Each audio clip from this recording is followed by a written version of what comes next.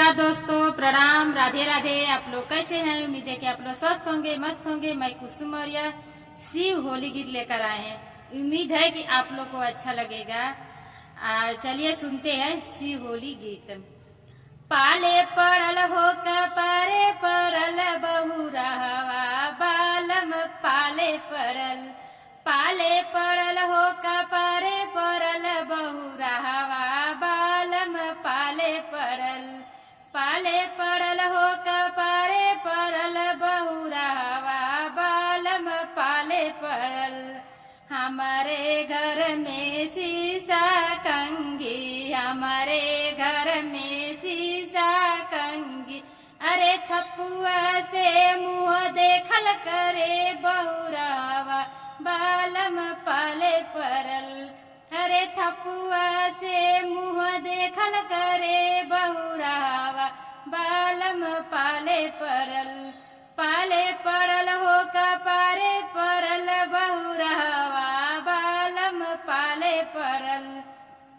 पाले पड़ल हो कपारे पड़ल बहुरहवा बालम पाले पड़ल। हमारे घर में पूड़ी कचौड़ी, हमारे घर में पूड़ी कचौड़ी। अरे भांग धतूरा खायल करे बहुरहवा बालम पाले पड़ल। अरे भांग धतूरा खायल करे बहुरहवा बालम पाले पड़ल। पाले पड़ल हो कपारे पड़ल बहुरहवा बालम पाले पड़ल। पाले पड़ल हो कपारे पड़ल बहुरहवा बालम पाले पड़ल। हमारे घर में तो सकत किया, हमारे घर में तो सकत किया।